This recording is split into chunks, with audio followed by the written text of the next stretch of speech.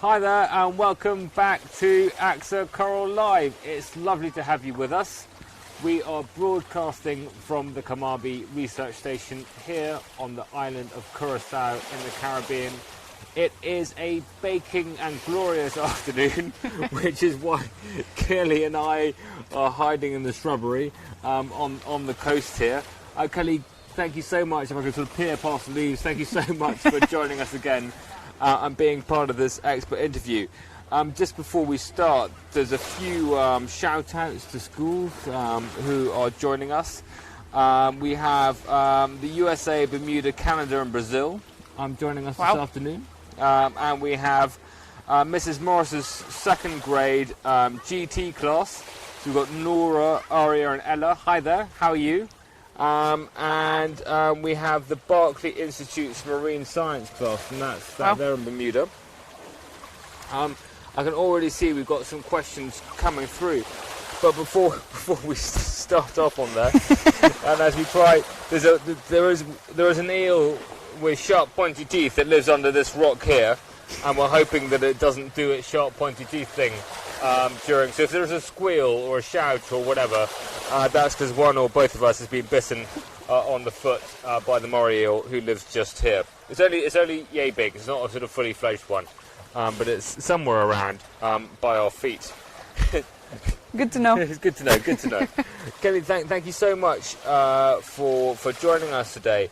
And you have this wonderful job title, which I love so much, which is Restoration Technician. What are you restoring?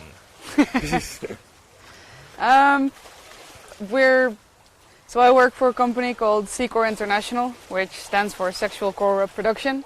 Okay. So we use sexually reproduced coral babies. Yep. So we take a male and a female and we combine them together. We make coral babies. And we grow those coral babies on tiny little stones, basically. Uh-huh. And those we put out on the reef to try to restore corals on the reef. And so, wow, what a cool job to be in charge of producing coral babies and then setting them up to grow into coral colonies on the reef. Amazing job. And so, how complicated is that as a process? What are the steps in regrowing the reef? It's quite complicated, okay, but easy at the same time. It's just a lot of steps. So at first you go out during coral spawning. Yes. So once a year corals reproduce and they let go of their gametes, so their eggs, all at the same time. So they let them go, they float up in the water surface, and because they float, we can put a net on top of them. And in that net, at the end of it, there's a funnel with a little tube. So all those gametes, they go up in that tube, and then in the end we have a tube with eggs. And that's from one coral colony. So we do that from as many as we can on the reef at the same night, and then all of those we put in one big bowl in the lab. That's when all the eggs and sperm cells start finding each other, so they can start fertilizing. Okay. And then those fertilized eggs turn into actual coral larvae. This is coral larvae actually swim. So in the first life stage of a coral, they swim. Like they're tiny, they're less big than a sesame seed, and they swim around. And eventually they're tired of swimming at the surface, so they swim to the bottom. And that's when they start to look for a place to live for the rest of their lives. So that choice that they make is very, very hard and important for them, because they need to pick a spot on this amazingly big reef. Yep. Where they can spend the rest of their lives, and corals can grow up to 1,000 years or more. 1,000 years old? Or more. Or more. So they really take their time to really pick that spot where they go live, and then they settle. And then I have that rock with the coral, and those are being placed back on the reef. Amazing. So you put them on rocks in the lab, is that right? Well, we used to do it in the lab, just to try to find out how it works and what they like and where they live best, like on the bottom or on top, and that actually differs per species. And now we're at the stage where we can do this on a really large scale. So we have really big floating contraptions. They're called in situ larval rearing pools. Okay. Difficult work, floating contraptions. Big floating contraptions full of those little artificial sediment substrates, so rocks that have been on the reef for 2 months, so they smell like reef. Okay, because I think we've got an example maybe down here. If I don't get my Yeah. there's a smaller one here. Yeah. So So this is this pink stuff. yep. That is called CCA, Christos coralline algae. Okay. And that's an encrusting algae. It's pink. And Yep. coral larvae really like to settle on that. Because it's an algae, so it's not just a rock. So it actually, this algae competes with all the green, gross, fleshy, slimy algae. Okay. So when a coral larvae settles on here, it has a chance to actually grow out. With a little bit of slimy one there. Yeah, we don't want that. I'll put this one back. So this is what you put the coral larvae on in your in situ contraption, floating larval contraption. And are they, when they're on here, are they still larvae, or they already growing into sort of small polyps? So when we set up that big floating contraption, these tiles, we call them, are on the bottom in crates. And when we add the larvae, they're actually just fertilized eggs. They're not larvae yet. So in that pool, they fertilize, they develop into swimming larvae, and in the pool, so we don't have to do anything. We just wait for them to start swimming down. We also always keep a subset in the lab, so we know exactly when they settled. And settling means they actually go sit on the rock. They metamorphose, so they turn into a polyp. And that's when they're attached. They start forming a skeleton, so then they can never move again. Never move again. And Unless we move them. unless you move them. Except, I mean, there are some species that can move of coral.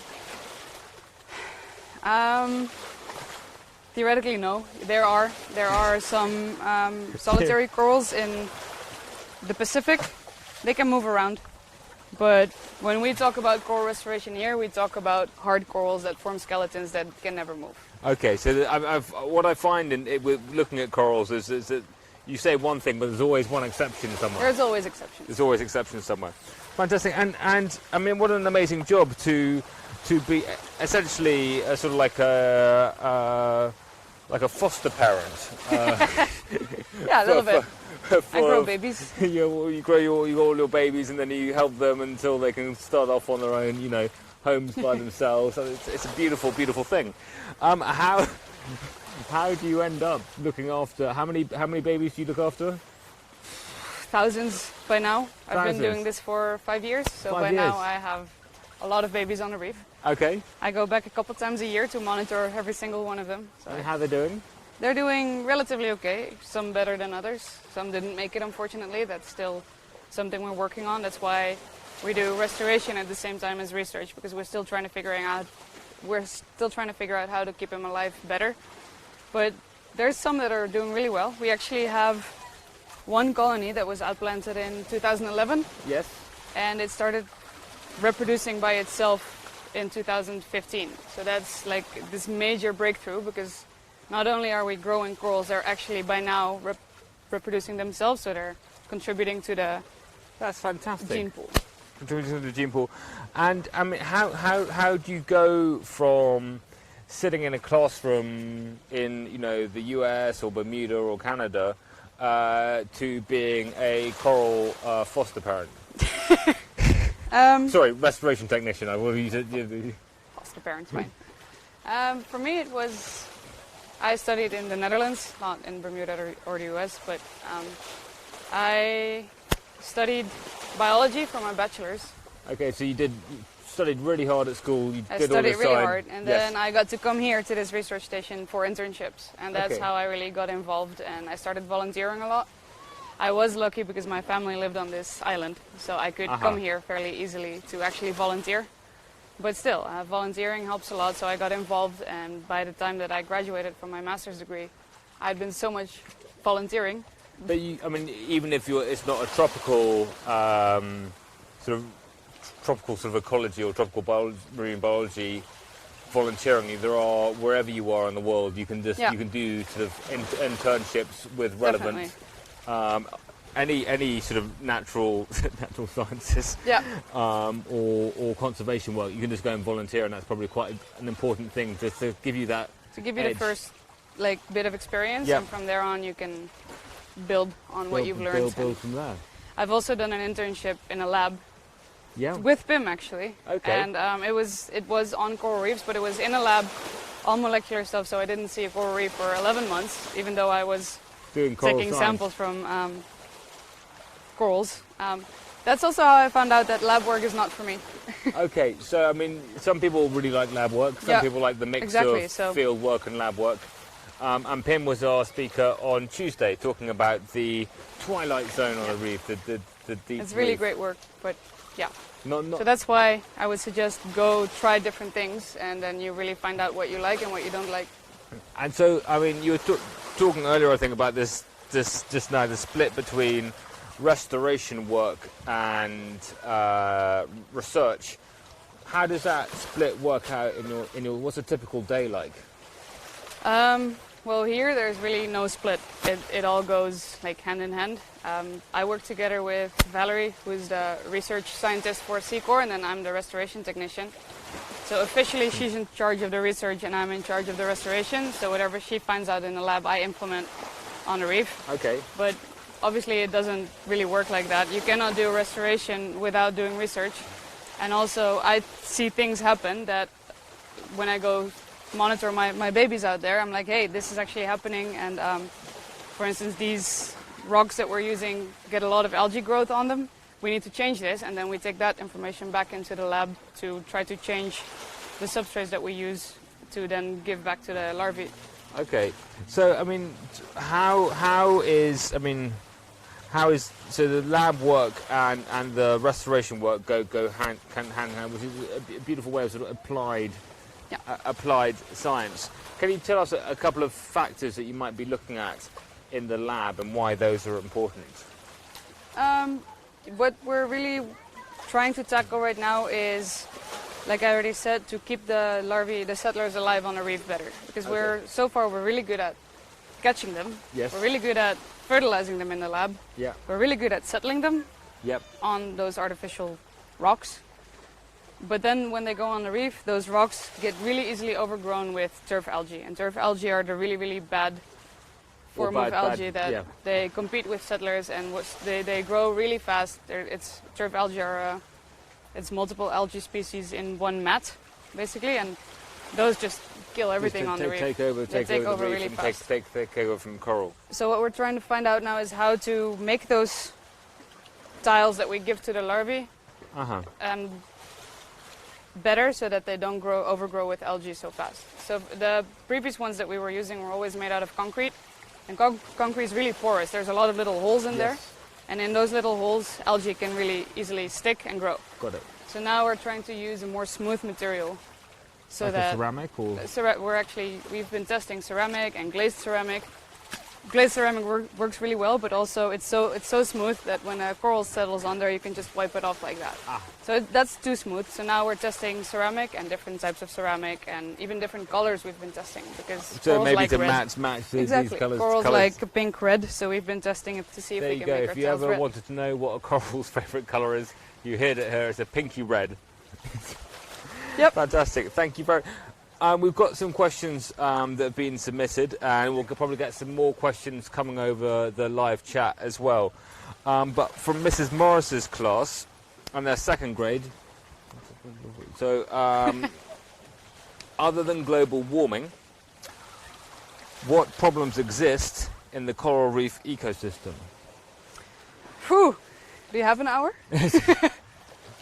I mean, yes, there's global warming, which is causing the ocean temperature to rise. And then other than that, and I'm just taking examples from Curacao right now, there's things like overfishing. If you take away all of the reef fish, they eat the algae. So if you take away the fish, algae do not get eaten anymore, so they overgrow the corals really fast. Another thing is sewage water ending up on the reef. So in here, a lot of people it's an island, so your toilet cannot really go anywhere else than in the ground, because it's an island. Yes. So a lot of people have septic tanks that seep into the ground, and through the ground it ends up back on the reef. So that's a big problem. We get a lot of sewage and wastewater on the reef. And is that again contributing to algal overload? Is that what it's doing, or it's causing nutrients to end up on the reef, which algae really like. So algae, that's a good question, because you get a lot of extra nutrients on the reef, and the fish are being taken away, which is a double boost for those algae to grow. And then there's other things like coastal development. Like if you build your entire coast full of houses, there's a lot of runoff of that building material onto the reef. There's a lot of pollution, basically. I mean, I don't think we've quite covered today. Things dropping off. I'm just going to grab a coral skeleton from, usefully, just sitting here, to talk a little bit about bleaching and also the reason why runoff and turbidity with cloudiness in the water is an issue. So we've got a coral skeleton here. This is probably a few years old. Yep. And it's the. I was going to put my phone in my pocket before I drop it in the ocean. And so what we have here is we have the polyps, so these animals living in here. Yep. And they're taking this calcium carbonate out of the ocean and making the structure, but remaining the living bit is the surface area. Yep. Now this is a dirty white colour, but when we look at the reef, we've got sort of greens and browns and reds and yellows. What's going on there? So this is really, like you said, just a skeleton, and by now it's a little dirty yellow white because it's been probably just floating around. So algae have started to grow in and on it. But usually you have, like I said, it starts with a single polyp that it's less than 1 millimeter big, and that polyp starts growing and dividing. So it starts to make clones of itself and grows into this. It clones itself. It clones itself. That's very clever of it. It's very clever. So you get this colony of polyps, and those polyps, like, they build up, and underneath it's building the skeleton. Just like we have a skeleton, they make a way prettier one than we do. And it gets bigger and bigger and bigger, but on the outside surface, there's multiple animals living, actually. It's not just a coral polyp. It's lots of different animals. Different animals and plants. So there's the actual coral, the polyp, and in very, very many cases, it actually doesn't have a color itself. It's white. So a coral polyp is white, and it obtains its color, so it's colorful because it has these tiny plants living in its tentacles. It has plants living inside it? It has plants living inside its tentacles. Okay, that's weird. It's really weird, but it works really well because they work together. Okay. So a plant uses the sun to live off. The sunlight is food for a plant. And because the plant uses that sunlight to grow, the plant is fine because he's like happy living on this big surface. So he can eat a lot, and when a plant uses that sunlight, it produces sugars. And that's what the coral uses to feed from. So the plant is actually providing the coral with food. I get it. So if you have a coastal development and a lot of dirt goes into the water, that's stopping sunlight getting to the coral, so it's not getting any food.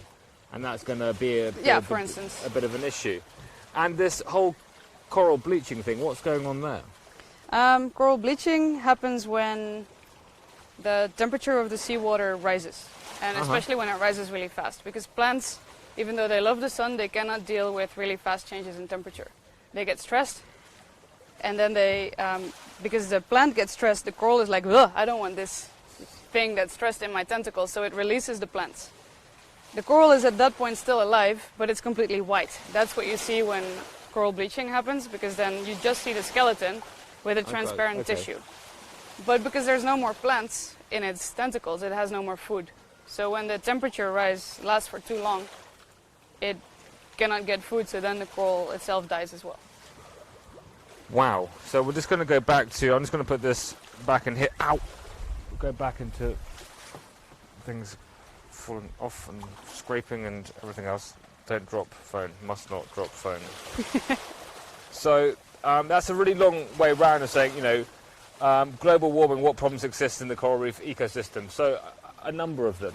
A number of them. And it is sort of like, sometimes it's because there are a number happening at once that corals are having more problems than they have done in the past. Second question from Mrs. Morris's class: how long do coral polyps live before they turn into part of the coral reef? Whew.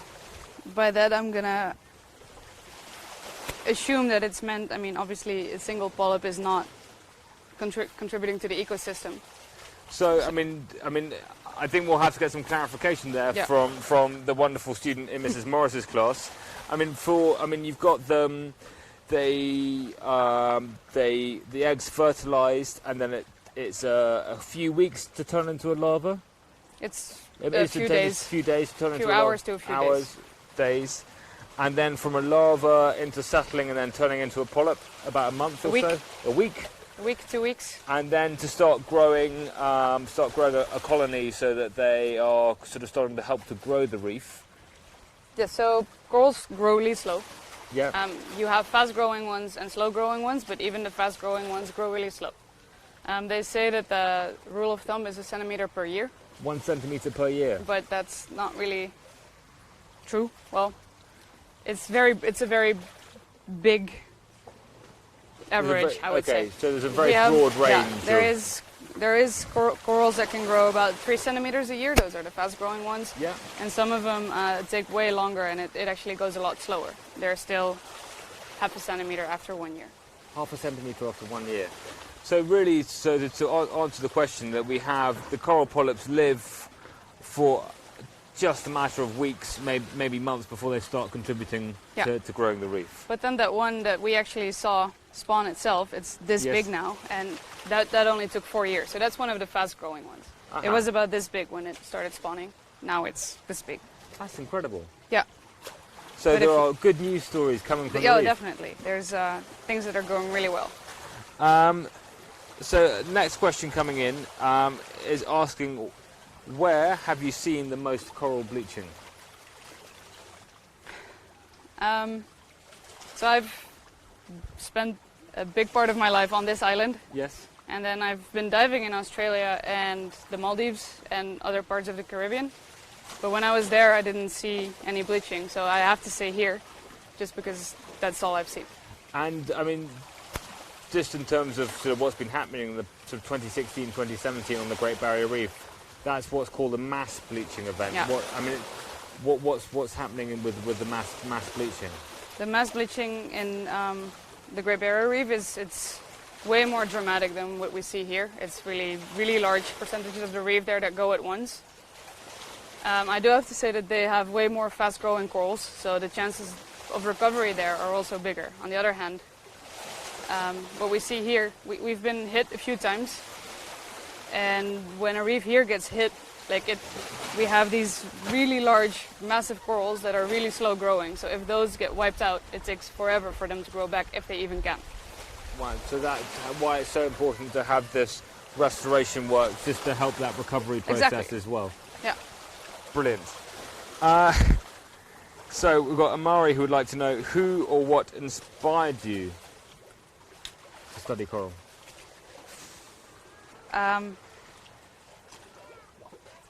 Was it? I mean, it was diving. Actually, it's diving. I started. I already told you this morning, but I started diving on this island when I was 7. 7? Is that allowed? Not anymore. Not anymore. 20 years ago it was. No, they took me on the reef hand in hand with a dive instructor, and all I remember was big schools of parrotfish everywhere, and I don't really remember the coral from back then, but I kept on diving because I kept on coming to this island a lot, and over the past 20 years I actually saw the decline happen right in front of my eyes. We came back every year, and every year when I jumped in the water there was less and less coral, especially in the place where I live. There's a lot of coastal development happening, and it went from this beautiful reef with big elkhorn corals everywhere to just absolutely nothing right now. It's similar to this. Really? So that's why I love diving, and I thought I want to do something with diving when I was younger, and then as I went through high school, and then I had to make a choice of what I was going to study. Corals. Well, you're very, very lucky. What an amazing job. And what's been the sort of most amazing experience that you've had whilst dealing with coral, whilst working with coral? Yeah, cheesy as it may sound, it's actually witnessing coral spawning. It never gets old. Like I said, I've been doing it for 5-6 years now. And every time I jump in the water to see those corals spawn all at the same time, releasing their gametes into the water column, it's really, really beautiful to see. So, I mean, is it like a sort of firework display? Is it like a... It can be. Yeah? It's more like a snowstorm. Like a snowstorm? You can really When they really all go at the same time, you see bundles and like bundles. They make little bundles of sperm and eggs that float up in the water column. They're everywhere. It's actually how you're big like, are they? don't get in my hair. They're it's variable. Some of them are very, very tiny. You can hardly see them, and others are almost half a centimeter big. So the size of a big pea. Big pea. Incredible, and it's all just coming up out of the coral. It's coming up out of the coral. When it's a calm day, it really gently floats up to the water surface, all at the same time. It's really beautiful. That must be an incredible and a very privileged experience to have. Just going back to the questions here. Now, we've talked about coral a lot. How many different types of coral are there? It varies. In the Caribbean, there's here in Curacao there's about 60, 70 species, whereas in the Pacific, around Australia and the Indian Ocean, there's over 400 coral species. Really? So it's a lot easier to work here, actually. A lot easier to work here. But is it important to have a diverse reef, to have a resilient reef? Does having lots of different types of coral? Yes and no. Okay. I mean, it's important to have a diverse reef in terms of having corals and creatures that live in the corals and have fish and have grazers and have all of that. And obviously it's also important to have a variety of corals, but most important is to just have a reef, basically, where fish can find habitat and that serves as coastal protection. It's actually something that we've been thinking about and working on a lot. Is we see that brain corals are way better at coping with stress. We have a reef right in front of town, and our town here, there's a big refinery, it's a big harbor. You would expect that right outside of that outlet, there's absolutely nothing there. But it's actually this big reef, and it's completely full of brain corals. And it's still different species of brain coral, but it's all brain corals, which actually made us realize that those are species that we should work with if we want to think about restoration of reefs that are completely gone, because obviously they're doing something really well. So we're studying those species more and more and working with them more and more, because even though it's not this, people call it charismatic reefs with like big elkhorns and fire corals and the typical Caribbean reef, it's not that, but it's still a big structure where fish can hide and critters can find shelter, so it's still a reef. Okay, so you've got that hope of that sort of coral there. And just interesting when we're talking about coral, obviously we're talking about things, and you're making these sort of arm sort of movements. Sometimes coral's this big, sometimes it's this big, sometimes it's even bigger. When can you say that a coral polyp divides and grows into something that you could call a coral colony? Is there a sort of like a, if it's 24 polyps big now, then it's a colony? I mean, theoretically, if you just use the definition, the moment it's two the moment polyps, it's two, it's a colony because it's no longer one. But we use the approach of, like, you start with a settler. A settler just means it just settled on the substrate, on the bottom. Yes. And it's just starting to form a skeleton. And then a couple months later, when it's actually still alive and it has its tentacles out, because the moment it settles, it doesn't have tentacles yet. They grow and they grow later. And it has its plants living in its tentacles, and it's doing well, then we call it a recruit. A recruit. And it stays a recruit for a while until it's like, there's no real definition, but it stays a recruit for a while until it actually grows into a coral colony. Okay. I would say that we kept calling the elkhorn that spawned in 2015, we kept calling it a recruit until it spawned itself. So basically it would be an adult colony once it becomes sexually mature. So what we have here is that you could call it a colony at various stages of its development, from it go from one polyp to two polyps. But maybe another way of looking at it is when it can reproduce on its own. Yeah. That might be another way. You can go from recruit to juvenile coral to adult coral, but yeah, the lines there are a little blurry. And can I just ask some? This is going to be very, very horrible, but just to give students an idea about, if I can pass these to you, and sort of roughly how long are we taking to form some of these?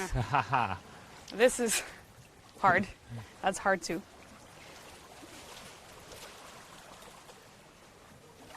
Oh God.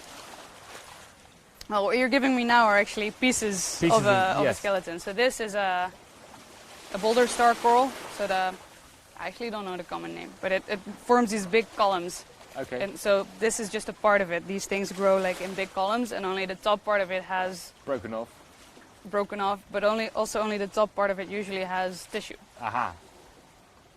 So if I would place this on a column, this would be a full-on adult colony. I don't know, 20 years. 20 years, okay. Or more.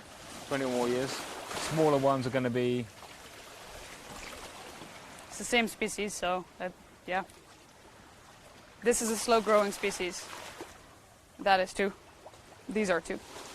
So they're all quite slow growing. They're like 5 to 15. It can be anything, because it's also, when you just look at a coral, you will never be able to tell, because if it has had like stress in its life, it might have actually shrunk a little, or the tissue might have been damaged, and then it starts growing again. And so just from a skeleton, it's really hard to tell the age. Although if you start drilling into the skeleton, and then you can start to tell the age from the drilling. By the almost like rings. There are people that can. It's actually exactly the same like tree rings. Oh, okay. Sorry to put you on the spot there. No worries. This is just a tiny piece of something bigger. I wouldn't know. If we assume that this would be a full colony, it sort of looks like an actual brain coral.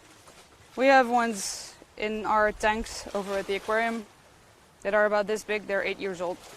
8 years old. So hopefully that's given you an idea back in the school about the sort of, if you see a coral, how long that has taken to grow. Now I've got so much water in me, I can't get the sort of thing to unlock now. No, I really want to get to the next question. I hear Shamari would love to know, how often do you go out to conduct research, or what's the split between sort of lab and field, or office and field? In high season, which is when coral spawning is happening, I'm in the water a lot. There's the night diving to collect the gametes, which is a couple hours a night, let's say 2 to 6, because sometimes it's only one dive, sometimes it's 3 dives, 2 to 6 hours. Then there's the daytime work where we have to hang those pools and put tiles in those pools and put larvae in those pools, and so sometimes it varies, let's say from 10 hours a day to 0 hours a day. So in high season, every day I'm in the water at least 6 hours, and also at least 6 hours in the lab. So long days. Long days, really long days. Season. It's an average of 12 hours a day. Now, obviously, your work every day is looking at preserving the reef and doing what you can to restore reef that's been lost. How can students, wherever they are, help to preserve the coral reefs that still exist?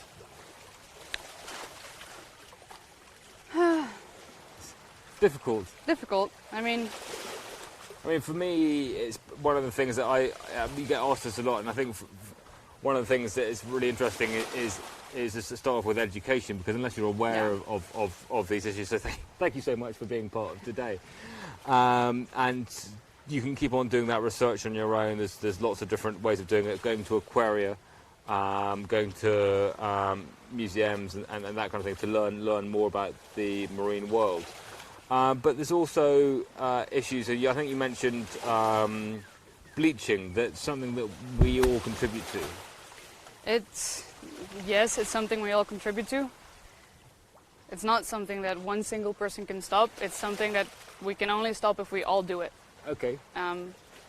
So basically, bleaching is caused by greenhouse gases going into the atmosphere. So the smoke from your car, if you don't drive an electric car, smoke from planes. The emissions that you have from your food being created from everything, yes. There's basically, you can change your entire lifestyle, but then we have to do it with everyone.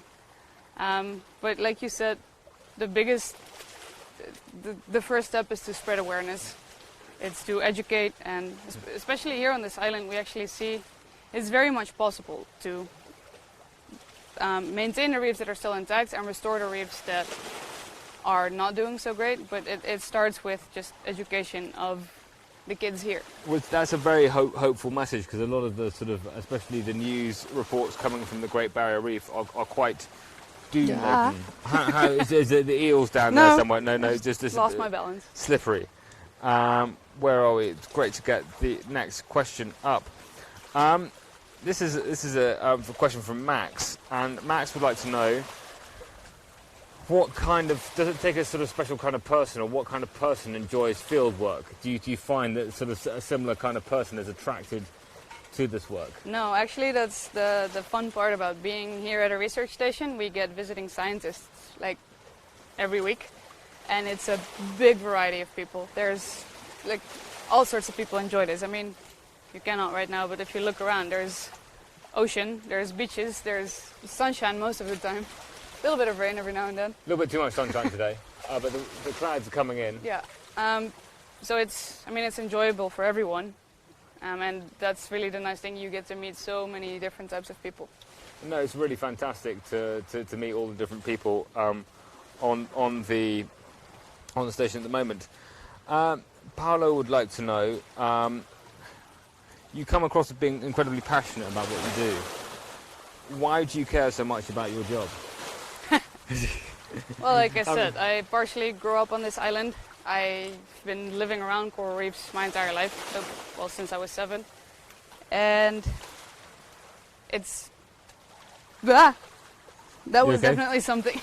That was definitely So it's, besides like it being necessary, it's also just, it's so cool to see what those coral juveniles can do. What it's super interesting to study coral, and especially in their early life stages, because you think, when you look at it, you think of it as this rock that's just there, but actually they can do so many different things, which is, it never stops fascinating me. That's amazing. And just thinking about the reef, because we've talked a lot about the coral animal itself. We haven't talked about so much about the habitat as a whole. How many different animals rely on the reef for their survival? Thousands. When you talk about different types of species, hundreds of thousands. There's like, in a coral itself already, there's the plants. Well, that's not an animal, but there's the plants. There's fungi living in it. There's the coral itself. There's thousands of microbes, and that's starting from the tiniest level. And there's all these little shrimps, bigger shrimps, fish, baby fish, large fish, lobsters, jellyfish. It's all there. And it's some astounding percentage, like that coral reefs support 25% of all life in the ocean, and covering sort of less than 1% of the surface of the planet. Yeah. So not a bad little job that they're doing. Exactly. I know we've got just a few minutes left. We've got connectivity on the phone, but have we got anything else coming through on the live chat, just to? Eddie's been monitoring the feeds and avoiding the lizard that tries to come and say hello every now and again. So we've got eels in the water and lizards on land. So we have here from Aidan. It's not too bright at the moment. Okay. Are we okay on the camera angle? We've got from Aidan, what kind of technology is involved in your work? Lots of PVC. Yes, so this, we were talking before, this is what you're talking about this here. This is exactly a PVC pipe that I used in the floating contraptions that I was talking about earlier. I want to go back in the shade. Yes, I'm going to go back in the shade. I've been standing in the sun all day. So obviously we work with seawater all the time in bright sunshine, and there's also a lot of rainfall. There's a lot of wind, so everything that we use needs to be super sturdy. So those big floating contraptions that we use are made out of a really big plastic inflatable. Okay. With a big plastic tarp around it so that the larvae cannot get out. The bottom is held in place by one of those PVC frames that I just held up. And basically everything is super low tech. Super low tech? Because it needs to be very sturdy and easy to... Everybody... We studied marine biology, not engineering, so it needs to be something that everybody can work with. So it's all super easy to use, but really functional. That's really interesting. And of course that one of the big technological developments, of course, is the aqualung, which you probably use a fair bit. But that's only been around for sort of, are you okay there? Yep. About 60 years, and has probably changed the way that people look at the coral reef. Yeah, yeah.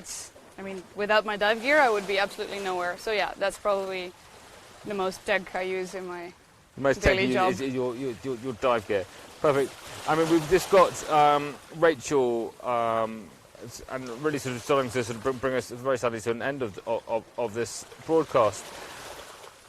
Asking what will happen if there is no more coral? Phew. That's a very sad question to ask. We'll bring it back up. We'll bring some hope back into it. Don't worry before the end, Rachel. It's a great question, but we'll turn it around. I know. No. So when corals would completely disappear, we would lose also all of our fish species that hide in the corals, and not only those fish, but also the bigger pelagic fish that live off of those fish that The eat those fish. pelagic, sort of open open water fish. Yeah. They would also disappear because they can no longer eat those fish on the reef. We would lose our coastal protection because corals serve as a natural barrier, as natural wave breakers. So basically, this island would, like, 80% of it would flood. We would lose a lot of income. We would be doomed, pretty much.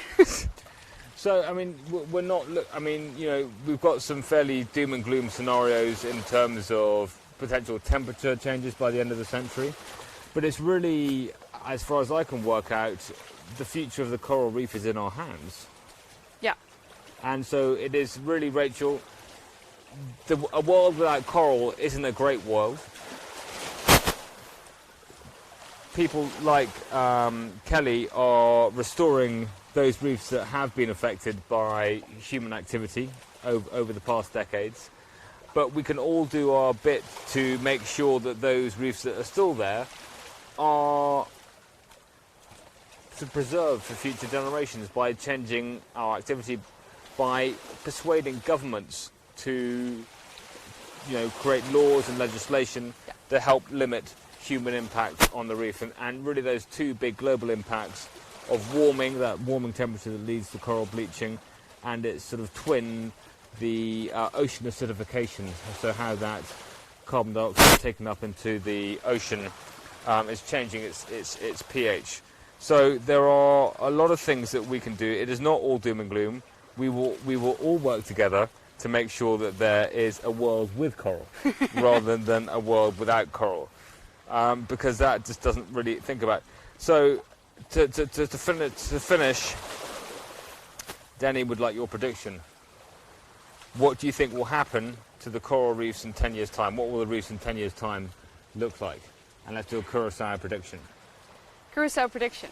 Well, on Curacao we're lucky that we get to work at a research station like Kamabi. So we're not just trying to put corals back on a reef that's tanking. Where actually things here are going fairly well. We also still have a lot of reefs that are doing really well on Curacao. We have a little bit of both, of three things actually. We have really healthy, pristine reefs. We have reefs that are completely degraded, and we have something in between. That's what I told you about those brain coral reefs that are actually doing really well. So we have a great place to study coral reefs here. We have the research station that's fighting really, really hard to get no fishing zones implemented, to get marine parks implemented, to get the government to do something about all the sewage water. And if you take away those stressors and then try to work on restoration, I actually think that we might be able to help the reefs of Curacao regrow. And do you think that the reefs in 10 years' time could be in a better place than they are today? 10 years is very short. Like I said, corals grow super, super slow. 20? Potentially. If yeah, I would say yes. Let's go for 20. Let's go for 20. 20 years' time, the reefs being in a better place than they are today. Thank you very much, Kelly, for being part of AXA Coral Live again. It's been wonderful having you. And thank you so much to all the schools taking part wherever you are. It's been great to have you with us here at the Kamabi Research Station in Curacao. And it's very, very sad news, is that we only have one more session left of Coral Live this year. So do tune in 45 minutes' time for our final Coral Live. It's an Ask Me Anything session. And hope to see you online then. But for now, it's goodbye from Curacao. Goodbye.